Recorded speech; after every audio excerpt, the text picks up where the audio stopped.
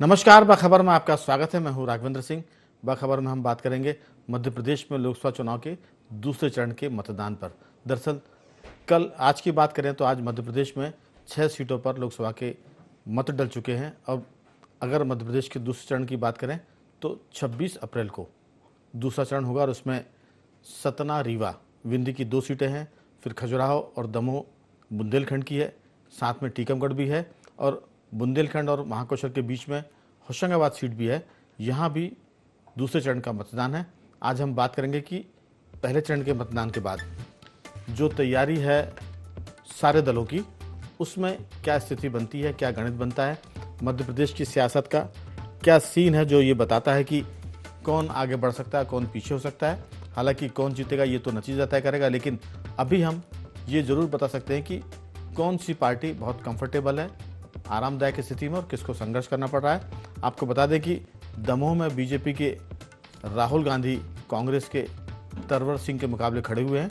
यहाँ जयंत मलैया और प्रहलाद पटेल की जुगलबंदी भाजपा को थोड़ा सा मजबूत कर रही है। खजुराहो की बात करें तो मुकाबला बिल्कुल एक तरफा जैसा है, क्योंकि इंडिया गठबंधन या इंडिया ब्लॉक का जो प्रत्याशी था उस सपा के खाते में गया था और समाजवादी पार्टी के उम्मीदवार की नामजदगी पर्चा निरस्त हो गया था।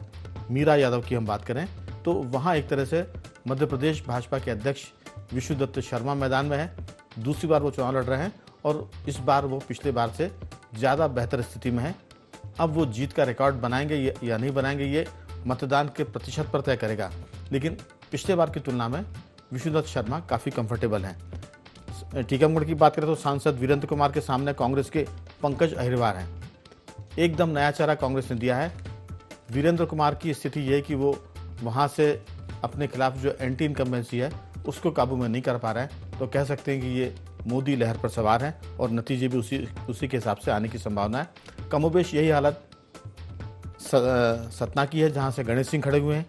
उनके खिलाफ सिद्धार्थ कुशवाहा है और यहाँ भी गणेश सिंह का मामला वैसा ही है जैसा कि हम वीरेंद्र कुमार की बात करें या आज के जो मतदान हुए मंडला में फग्गन सिंह कुलस्ते जो भाजपा के प्रत्याशी हैं, केंद्रीय मंत्री हैं, उनकी तरह सतना के गणेश सिंह की हालत है। क्योंकि सतना में विधानसभा का चुनाव फग्गन सिंह कुलस्ते की तरह गणेश सिंह भी हार चुके हैं और पार्टी ने उनको इसके बाद भी दोबारा भरोसा जताते हुए उम्मीदवार बनाया है लोकसभा का। वो भी वहाँ मुश्किलों का सामना कर रहे हैं। रीवा में प्रॉपर की बात करें तो जनार्दन मिश्र को कांग्रेस ने नीलम अभय चुनौती मिश्रा चुनौती दे रही है। कांग्रेस की नीलम अभय मिश्रा जनार्दन मिश्र को। तो ये गणित था जो सतही तौर पर नजर आ रहा है। चूंकि अगले चरण का मतदान यहाँ होना है, इस पर विस्तार से चर्चा के लिए हमारे साथ जुड़ गए हमारे दोनों विशेष मेहमान, मध्य प्रदेश के वरिष्ठ पत्रकारों में शामिल श्री सुरेश शर्मा जी स्काइप पर जुड़ गए हैं। सुरेश जी, आपका बहुत बहुत स्वागत है। टेलीफोन लाइन पर हमारे साथ जुड़े हैं सामाजिक सरोकार से जुड़े सामाजिक कार्यकर्ता रमेश सिंह जी। रमेश जी, आपका भी बहुत बहुत स्वागत है। और स्टूडियो हमारे साथ जुड़े हैं मध्य प्रदेश के वरिष्ठ पत्रकार श्री रविंद्र कैलासिया जी, आपका भी स्वागत है। चर्चा की शुरुआत सुरेश शर्मा जी आपके साथ। दिन भर से आज आप चुनाव के काम में लगे हुए हैं, जगह जगह बातचीत हुई है, रेडियो के साथ टेलीविज़न पर भी आपने अपने विश्लेषण पर काम किया और लोगों को बताया है। अब हम बात कर रहे हैं अगले पायदान की, जो मध्य प्रदेश में अगला चरण है। बेहतर ये होगा कि शुरू करें खजुराहो से और गणेश सिंह तक पहुँचे, जो भाजपा के वरिष्ठ नेता हैं और सांसद भी हैं सतना से। आपको क्या लगता है कि दूसरे चरण के मतदान में जो मतदान का प्रतिशत आज दिखा है, अगर इसी तरह का मूड रहता है वोटर का, तो बीजेपी इस पूरे मामले में कितनी कंफर्ट जोन में जा रही? क्योंकि भाजपा का बिल्कुल साफ नारा है कि 29 से कम कुछ भी मंजूर नहीं। 29 सीटें हैं, इस बार 29 की 29 चाहिए। एक सीट पिछली बार बीजेपी हार गई थी छिंदवाड़ा की, लेकिन इस बार की आज की खबर यह कि छिंदवाड़ा में कांग्रेस या नकुलनाथ की बात करें तो पिछले बार की तुलना से थोड़ा सा कंफर्ट जोन में दिख रहे हैं। अब मतदान में वोट कहाँ पड़ा है, कहाँ नहीं पड़ा, वो अलग बात है। लोकल के जो महापौर थे उन्होंने भी अचानक भाजपा में जाने के बाद फिर अचानक आज कांग्रेस को समर्थन दे दिया नकुलनाथ को। तो वो कितना असर करेंगे, नहीं करेंगे, स्थिति तो 4 जून को पता चलेगी। लेकिन वर्तमान की बात करें तो पूरे परिदृश्य को आप कैसा देखते हैं? देखिए राघवेंद्र जी, इस सारे चुनाव में 2-3 बातें मुझे बहुत अलग से दिख रही हैं। जी। पहला ये कि इस समय देश में दो गठबंधन चुनाव लड़ रहे हैं। एक गठबंधन गठबंधन इंडिया गठबंधन है, जी। दूसरा एनडीए है। और दोनों ही गठबंधनों के बारे में आम जनता में जिस प्रकार की अवधारणा है, ये कोई बहुत अब छुपी बात नहीं है। इसी इन दोनों गठबंधनों को लेकर के ये है कि आप अपने जो एग्जीक्यूशन है, क्रियान्वयन है, वो क्रियान्वयन की डिलीवरी आप जनता के बीच में कैसी दे पाए हैं।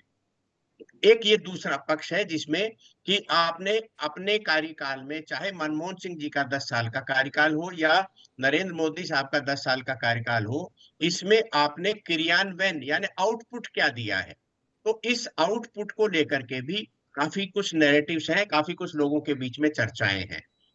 तीसरी सबसे बड़ी बात यह है कि क्या आपने, जो आज मैं एक ऐसे महानुभाव को सुन रहा था जो चुनाव में काफी चर्चित हैं और वो पार्टियों की सहायता वायता भी करते रहते हैं।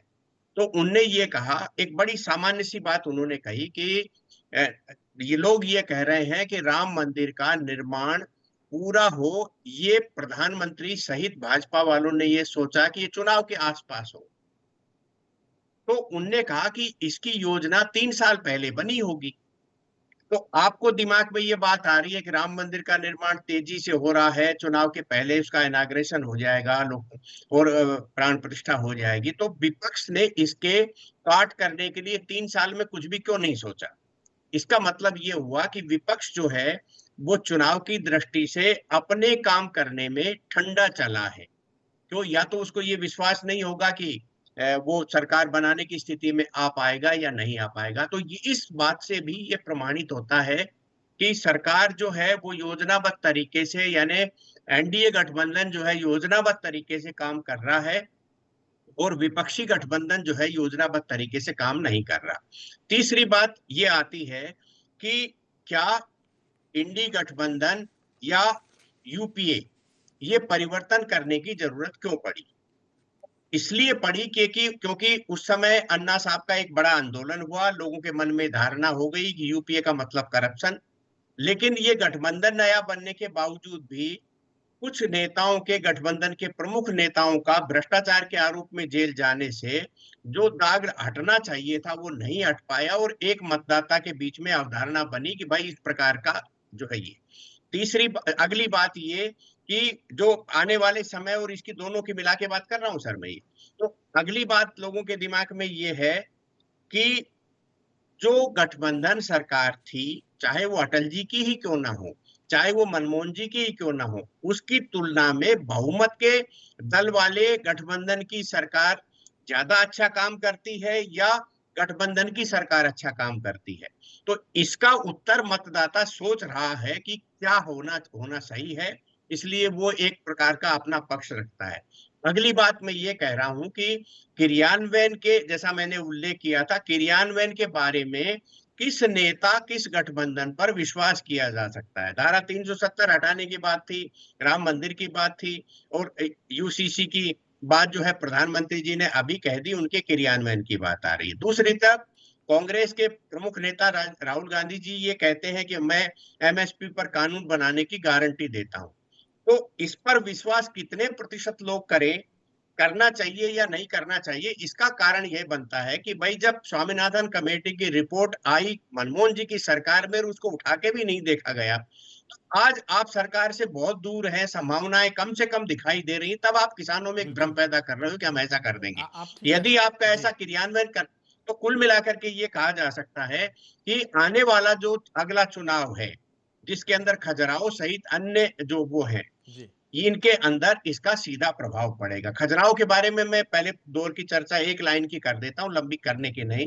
जी। खजुराहो का चुनाव केवल इस बात को देखने का चुनाव है कि मध्य प्रदेश के 4 बड़े नेता, जिसमें हम शिवराज सिंह जी को मानेंगे, जिसमें हम ज्योतिरादित्य सिंधिया साहब को मानेंगे, जिसमें हम दिग्विजय सिंह साहब को मानेंगे, और बीडी शर्मा जी के अलावा एक छिंदवाड़ा सीट, यानी 4 बड़े नेताओं को इनके पैरेलल रखेंगे कि इन चारों में से सर्वाधिक लीड से कौन चुनाव जीतेगा।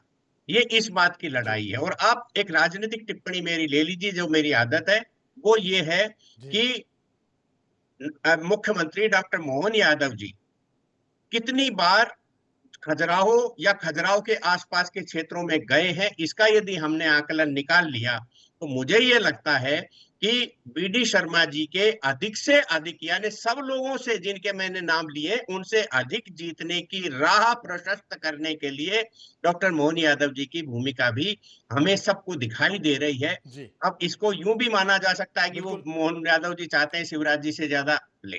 कुल मिलाकर के मेरा ये इसमें कहना है। बिल्कुल सवाल यही है कि मोहन यादव जी चाहते हैं कि बीडी शर्मा सर्वाधिक वोट से जीतें, क्योंकि वो प्रदेश अध्यक्ष भी है और मोहन यादव और बीडी शर्मा की राजनीतिक जुगलबंदी भी अच्छी है। अब शिवराज सिंह या हम बाकी की बात फिर किसी दिन बाद में करेंगे, लेकिन अभी इस बात पर हम फोकस कर रहे हैं कि क्या ये जो 6 संसदीय सीटों का मतदान होने वाला है अगले चरण में, उसमें क्या स्थिति बनने वाली। हमने कह दिया खजुराहो एक तरफा है, एक तरफा के बाद अगर रिकॉर्ड नहीं बनता है तो फिर थोड़ी सी दिक्कत होगी बातचीत में कि बीडी शर्मा को आखिर और क्या चाहिए था कि वो रिकॉर्ड नहीं बना पाए। लेकिन ये सब डिपेंड करेगा मतदान के प्रतिशत पर। अगर कार्यकर्ता कंफर्ट जोन में चला गया, मतदाता ने ये मान लिया कि वो तो एक पार्टी जीती रही है, बीजेपी या कांग्रेस जीत रही है, और वो घर बैठ गया, तो फिर जीत का मार्जिन घटेगा। जो रिकॉर्ड की बातें हो रही है वो सिर्फ चर्चाओं में रहेगी। उसके लिए मत पेटियों में मत का पहुंचना जरूरी है। मैं रमेश जी के पास आ रहा हूं। रमेश जी, आपको क्या लगता है आज का जो मतदान का ट्रेंड था उसको देखते हुए और जो आने वाला समय है, क्योंकि बीजेपी जरूर कोशिश करेगी कि मतदान का प्रतिशत बढ़े, चुनाव आयोग भी कोशिश करेगा, कांग्रेस भी करेगी, जितने ज़्यादा वोट पड़ेंगे स्थितियां उतनी ज़्यादा रोचक होती चली जाएंगी, चाहे वो हार का मामला हो या जीत में मार्जिन का मामला हो। रमेश जी, आपकी राय। राघवन जी, जिस तरह से आज का मत प्रतिशत बढ़ा हुआ आया है, तो इसमें दोनों पक्ष जिम्मेदार है। एक तो ये कि कार्यकर्ताओं ने मेहनत की, कार्यकर्ताओं में बीजेपी की हो चाहे कांग्रेस में फिर उत्साह नहीं है, लेकिन बीजेपी के कार्यकर्ताओं में उत्साह है और उनने मेहनत की। दूसरी बात, आम आदमी की जागरूकता को भी मैं इसमें शामिल करता हूँ कि आम आदमी अपनी जागरूकता के चलते, चाहे वो अपने मताधिकार के उपयोग की दृष्टि से गया मतदान केंद्र, या उसने अपना एक ये तय कर लिया कि हमें इस पार्टी को जिताना है जो इस एजेंडे को ले चल रही है, लेकिन दोनों ही पक्ष ने इसमें भूमिका निभाई है। अब ये जो चरण है ना राघवन जी, इसमें राजनीतिक दलों के प्रचार के बाद सबसे बड़ी चुनौती अपने समर्थक वर्ग को मतदान केंद्रों तक लाना होती है। बहुत सारे मतदाता किसी खास पार्टी का समर्थन तो करते हैं, लेकिन अगर मतदान के प्रति उदासीन रहे तो परिणाम निराशाजनक रहने का अवसर रहता है। और इस प्रक्रिया में कार्यकर्ताओं की भूमिका सबसे असरदार और सबसे अहम हो जाती है। बूथ लेवल का पूरा मैनेजमेंट कार्यकर्ता करता है, नेताओं की इसमें तो बहुत ज्यादा भूमिका नहीं होती। अच्छा, मतदाता को मतदान केंद्र तक लाने, उसे एक अपने पक्ष में वोट डलवाने के लिए मनाने की पूरी जिम्मेदारी कार्यकर्ताओं की होती है। और मैं देख रहा हूँ कि इस चुनाव में आपने भी, हमने बहुत से डिबेट की थी विधानसभा चुनाव के टाइम पे, जब हम ये कहते थे कि बीजेपी के कार्यकर्ता में बहुत ज्यादा उदासीनता थी, और वास्तव में थी। अब वो परिणाम एकदम अलग बात है, लेकिन इस चुनाव में एक अलग उत्साह है। और इस उत्साह को मैं इस तरह परिभाषित करूंगा कि इस चुनाव में जो मोदी का फैक्टर है वो बहुत महत्वपूर्ण है। मोदी के फैक्टर की वजह से कार्यकर्ताओं में करंट है, और कार्यकर्ता मतदाता को बाहर ला रहा चुनाव पोलिंग बूथ पे और वोट डलवा रहा। तो ये मतलब किसी भी राजनीतिक पार्टी के बहुत मुफीद होती है। अब आते हैं कि मतदाता के सामने बड़े स्पष्ट कंसेप्ट है कि 10 साल मनमोहन सिंह का शासन रहा, उसमें क्या हालत रहे, और उन हालात की वजह से सरकार भी बदली, वो भी उसकी स्मृति में है। लेकिन जो नई पीढ़ी का मतदाता है उसको उन चीजों की ज्यादा जानकारी नहीं है। लेकिन वो एक चीज social media, main stream media के माध्यम से, खासतौर पर युवा तो सोशल मीडिया के माध्यम से देख रहा है कि बीजेपी ने चाहे 370 हो, बड़ा बोल्ड स्टेप था, इतना बोल्ड था कि इसके जियोपॉलिटिकल इम्प्लीकेशंस भी थे, लेकिन सरकार ने तमाम आशंकाओं कुशंकाओं को एक तरफ करते हुए उसको इरेडिकेट कर दिया, उसको हटा दिया। राम मंदिर का भी जैसे अपने एक पैनलिस्ट ने कहा, राम मंदिर के मामले में वास्तव में 3 साल पहले बीजेपी ने बड़े कैलकुलेटेड ढंग से इस पर काम किया था कि चुनाव के एन वक्त पे इसका उद्घाटन हो, और वो इसमें कामयाब रही। तो हालांकि इसकी वेव तरंग नहीं है, लहर नहीं है, लेकिन इसकी एक बार जब लहर बन जाती है और उसको लुप्त भी हो जाए तो अंडर करंट रहती है। राम मंदिर की अंडर करंट है। ये को एन चुनाव के पहले उनने इम्प्लीमेंट करके ये बता दिया कि भले ही इसको एक किसी हालात के कारण पॉज करना, होल्ड पर रखना पड़ा था, लेकिन इसे उनने बहाल कर दिया है। यूसीसी का सवाल है तो बीजेपी ने अपने वो एक राज्य में उसको लागू करवा के ये संकेत दे दिया कि बीजेपी इस पे कटिबद्ध है, इसको लागू करेगी और पूरे देश में यूसीसी लाएगी। एमएसपी का जहां तक सवाल इन्होंने कहा तो वास्तव में एमएसपी का राघवन जी किसानों में भले राहुल गांधी कुछ भी कहे हम एमएसपी तो कानून लाएंगे, ये करेंगे वो करेंगे, लेकिन इस मामले पे कोई भी कांग्रेस विश्वास करने के लिए तैयार नहीं है, क्योंकि 70 साल की कांग्रेस की जितनी भी घोषणाएं हैं एमएसपी के अलावा भी, उन पे 70 साल की उनके सत्ता की जो परछाई है वो ग्रहण बन के खड़ी है। आप मुझे ये बताइए 70 साल में चाहे इंदिरा गांधी हो, चाहे नेहरू जी हो, चाहे मनमोहन सिंह हो, चाहे नरसिंह राव हो, जी हमारा मानना सिर्फ ये है कि अभी जो 6 सीटें हैं जिसका मतदान 26 अप्रैल को होने वाला है, सवाल ये कि अगर सब चीज़ें भाजपा के पक्ष में है तो फिर बीजेपी की जो चिंता है वो ये कि उनका कार्यकर्ता और उनका कमिटेड वोटर कहीं कंफर्ट जोन में चला गया तो वो ना तो वोट डालने आ पाएगा ना उसका मूवमेंट होगा। मैं रविंद्र जी से पूछूंगा कि ये जो एक अतिविश्वास है कि राम लहर है, 370 है, यूनिफॉर्म सिविल कोड आने वाला है, 3 तलाक हमने ख़त्म कर दिए हैं, एनआरसी की हम बात कर रहे हैं, सीए लागू हो गया है, तो ये सब चीज़ें, इसमें कोई शक नहीं कि रिपोर्ट कार्ड बीजेपी का बहुत तगड़ा है। लेकिन अगर मतदान कम हुआ और जो कमिटेड वोटर नहीं निकल कर आया तो बीजेपी जहां बहुत टफ फाइट में दिख रही है वहां वो दिक्कत में पड़ सकती है, और जहां हम 10-10 लाख की जीत के मार्जिन की बात कर रहे हैं वो चौंकाने वाला हो सकता है, मार्जिन बहुत घट भी सकता है। आज के मतदान के प्रतिशत ने बीजेपी के भीतर बहुत उत्साह पैदा किया होगा, इस पर मुझे थोड़ा संदेह है, क्योंकि अगर अगले चरण में मतदान का प्रतिशत नहीं बढ़ा तो जीत के जो आसमानी सुल्तानी सपने लोग देख रहे हैं कि हम इस बार रिकॉर्ड तोड़ देंगे, वो घटेगा। कम से कम 26 अप्रैल के मतदान को बहुत आगे बढ़ाना पड़ेगा। कांग्रेस भी आगे बढ़ाए, आम मतदाता भी आगे बढ़ाए, बीजेपी और चुनाव आयोग भी इसमें मदद करे, तब जाकर लोकतंत्र मजबूत भी होगा और जीत के मार्जिन में लोग फर्क महसूस करेंगे कि इस बार बहुत ज़्यादा वोट आए। आपकी राय रविंद्र जी? दरअसल पहले दौर की बातचीत बहुत लंबी हो गई है, आपको पूरा वक्त मिलेगा और दूसरे दौर की बातचीत में बहुत संक्षेप में बात करेंगे, क्योंकि काफ़ी कुछ चीज़ें पहले दौर की बातचीत में समाहित हो गई हैं। ये जो 6 सीटें हैं, सतना की बात करें, रीवा की बात करें, ये विंध्य का अलग क्षेत्र है, दमोह, टीकमगढ़, खजुराहो बात करें, ये बुंदेलखंड का एकदम स्ट्रेट फॉरवर्ड है, वहाँ एकदम लोग ब्लंटली बात करते हैं, अगर पक्ष में है तो आपके पक्ष में है और खिलाफ है तो खिलाफ है। महाकौशल होशंगाबाद की बात करें तो वहाँ का आदमी थोड़ा सा सीधी बात भी करता है, थोड़ा सा जलेबी बनाता है। आपकी राय, ये वोटर 26 अप्रैल को किधर जा सकता है, मतदान कितना ज़्यादा होगा आज की तुलना में?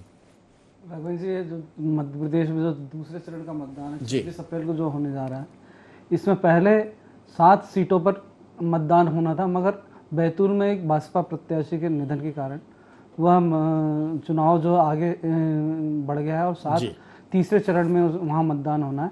तो जो 6 सीटें हैं, 2 विंध्य की हैं और बुंदेलखंड की और महाकौशल की। विंध्य में आज जो जिस सीधी लोकसभा क्षेत्र में चुनाव हुआ है वहाँ मतदान का प्रतिशत काफ़ी कम या अन्य 5 सीटों की तुलना में कम है। इससे कहीं ना कहीं चिंता का विषय है कि जो दूसरे चरण का मतदान 26 अप्रैल को होने जा रहा है सतना और रीवा में, अगर यही ट्रेंड रहा तो यह बीजेपी के लिए कहीं ना कहीं चिंता का विषय होगा। एक बात यह है कि जो एक खजुराहो लोकसभा सीट की बात कही जा रही है कि वहाँ विपक्ष का कोई प्रत्याशी नहीं बचा है, और यह बीजेपी के लिए कंफर्ट जोन में जाने जैसी बात है, क्योंकि वहाँ अब ना तो चुनाव प्रचार किसी बीजेपी का दिखाई दे रहा है, ना ही वो जो इंडी गठबंधन के फॉरवर्ड ब्लॉक के प्रत्याशी हैं आरबी प्रजापति, वो कहीं नज़र आ रहे हैं। इससे लगता है कि वहाँ भी जो मतदान का प्रतिशत है वो भी गिरेगा, और यह बीजेपी के लिए तीनों सीटों पर चिंता का विषय है।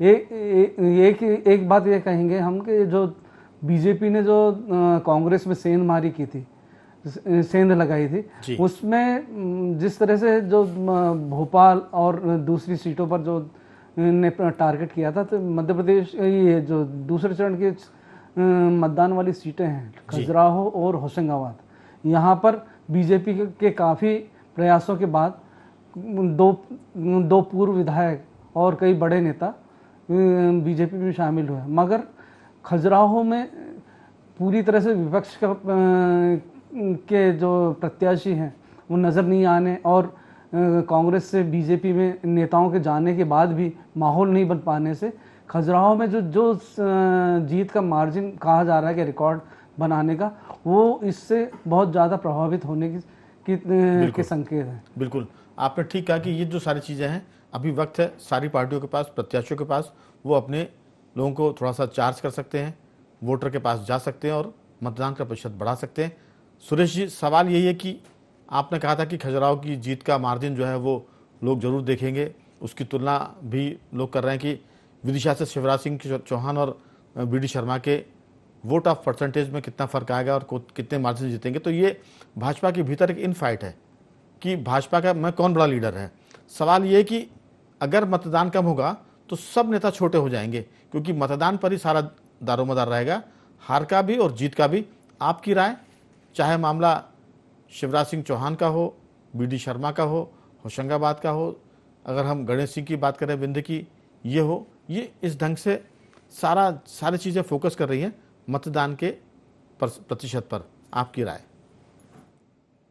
नहीं, मुझे आने वाली 6 सीट जो हैं उसमें किसी भी प्रकार का ये कोई संदेह दिखाई नहीं देता कि कोई राजनीतिक पार्टी वहां उलटफेर करने की स्थिति में होगी। ये 6 की 6 सीटें जो हैं ये जाएगी निश्चित रूप से बीजेपी के पक्ष में। सतना को लेकर के भी किसी प्रकार का कोई खुटका नहीं है, क्योंकि मेरी इस संबंध में बातचीत हुई है। जहां तक खजुराहो की बात है, कैलाश जी बहुत सीनियर हैं, मैं उनकी बात के विपरीत नहीं जा सकता, लेकिन इतना मुझे मालूम है कि जिस प्रकार का प्रचार जो है हो रहा है खजुराहो में, वो प्रचार जो है वो इस बात को लेकर के नहीं हो रहा कि यहाँ कांग्रेस और समाजवादी पार्टी के गठबंधन का जो एक कैंडिडेट होना चाहिए वो नहीं है। वो पहले की भांति जैसा सामने प्रतिद्वंदी दल होता है उसी प्रकार का प्रचार हो रहा है। जैसा मैंने उल्लेख किया ही था कि मुख्यमंत्री जी वहां कई बार रोड शो कर चुके हैं। बीडी शर्मा जी पिछले 7 दिन से वहीं हैं। आज प्रधानमंत्री जी ने जिस प्रकार का संदेश दिया है कि बीडी शर्मा दुबले पतले हैं तो क्या हुआ, पर इन्होंने एक पिछले दिनों इतिहास रचा है। ये बातें जो हैं ये बहुत अलग संदेश देती हैं, और मैं जो कह रहा हूं उसी की ओर ये सारी बातों का एक वो है। मोहन यादव जी की प्रशंसा की गई प्रधानमंत्री जी द्वारा, जिस प्रकार बीडी शर्मा जी की प्रशंसा की गई, इसके पीछे का भी यही है कि ये मत प्रतिशत वहां बढ़े और वोट के जीत की संख्या बढ़ जाए, क्योंकि ये सारे आने वाले राजनीतिक समीकरणों का हिस्सा है। अगली बात मैं केवल ये कह सकता हूँ, शॉर्ट क्योंकि कम बोलना है ना, तो अगली बात मैं ये मान करके चलता हूँ कि नरेंद्र मोदी जी के सामने जनता का जो आकर्षण है, इसका एक छोटा सा उदाहरण मैं आपको देता हूं कि आज मंडला में चैनल्स के माध्यम से, क्योंकि आज लगभग चैनल देखने का सौभाग्य मिला, तो ये पूछा गया 80-85 साल के व्यक्तियों से, वोट देने गए तो वो ऐसे हाथ जोड़ करके बैठ गई एक महिला। तो उन्होंने कहा कि आप ऐसा क्यों हाथ जोड़ रहे हैं? बोले हमको तो बस वोट में भी ऐसा लगा कि मोदी जी को जल्दी से जाके वोट दिया है तो हम दे आए। यानी हाथ जोड़ने का अभिप्राय राम मंदिर से था। और ये एक महिला वोट डालने जा रही है, उससे पूछा कि आप वोट डालने जा रही है, बोले हाँ जी मोदी जी का रुख है। यानी नाम लेकर के पहली बार हमने सुना है, क्योंकि आमतौर से ये कहता है आदमी कि भाई हम वोट दे के आए, विकास को देंगे, हमारा भावना है, ऐसा देंगे, लेकिन किसी का नाम लेकर के पहली बार की टिप्पणी मैंने आज तक नहीं सुनी है ऐसी में। आपकी इस बात पर हमें कोई एतराज नहीं है कि बीजेपी चुनाव जीत रही है, हम सिर्फ इस पर सवाल खड़े कर रहे हैं कि अगर मतदान घटा तो वो जीत के जो बड़े बड़े टारगेट तय कर रहे हैं कि 10 लाख से 12 लाख से 7 लाख से, वो कहीं ध्वस्त ना हो जाए, इसकी हम बात कर रहे हैं। इसके लिए मतदान का प्रतिशत बढ़ाना पड़ेगा, अगर नहीं बढ़ा तो ये सब चीज़ें घट जाएंगी। रमेश जी, आपकी बहुत छोटी सी राय, समय तो समाप्त हो गया है। पार्टी है और अगर उसे अपनी रणनीति में कोई फॉल्ट या लूप होल नजर है तो वो देरी शिफ्ट करने में देरी नहीं करती। पिछले जो पहले चरण के चुनाव में जो मत प्रतिशत अपेक्षित नहीं हुआ, तो बीजेपी पूरा जोर अपनी स्ट्रेटेजी में ये लगाएगी कि कार्यकर्ताओं पर पूरा प्रेशर रखेंगे वो, बस हमें मत। यही सबसे खास बात है जो आपने मुद्दे की बात आखिरी वाक्य बोला कि बीजेपी की स्ट्रेटजी होगी कि वो इस बात पर जोर लगाएगी कि मतदान का प्रतिशत बढ़े। मैं चर्चा को यहीं रोक रहा हूँ। रमेश जी आपका बहुत साधुवाद, सुरेश शर्मा जी आपका बहुत धन्यवाद और रविंद्र जी आपका बहुत बहुत साधुवाद कि आपने चर्चा में हिस्सा लिया। तो कुल मिलाकर अगले दौर का मतदान जो होने वाला है उसमें भाजपा की कोशिश होगी कि मतदान का प्रतिशत बढ़ाया जाए, और कह सकते हैं कि बीजेपी कई बार आखिरी ओवर में ज़्यादा तेज खेलती है। जब उसको लगता है कि पहले शुरू के दौर में मतदान का प्रतिशत घटा है तो बाकी के जो 3 मतदान के चरण होने वाले उसमें जाहिर है कि भाजपा पूरी ताकत लगाएगी और उसमें संघ परिवार भी उसकी मदद करेगा और आम जनता की जागृति मतदान के प्रतिशत को बढ़ाएगी और यहीं से लोगों की हार जीत का जो मार्जिन है वो घटेगा और बढ़ेगा। आज सब बाखबर में से इतना ही। बंदे निवासात और देखते रहिए IND24।